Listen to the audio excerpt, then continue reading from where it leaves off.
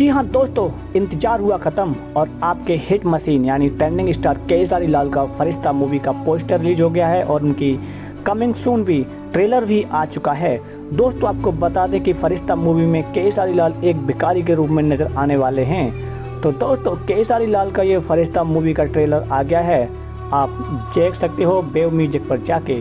तो दोस्तों केसारी लाल का इसमें साथ हैं यामिनी सिंह और ये फिल्म एकदम साउथ की तरफ बनाई गई है जिसमें केसारी लाल एकदम ट्रेंडिंग स्टार हिट मशीन की तरह नज़र आने वाले हैं और साथ में आपकी यामिनी सिंह एकदम बिंदास लोग में नज़र आएंगी।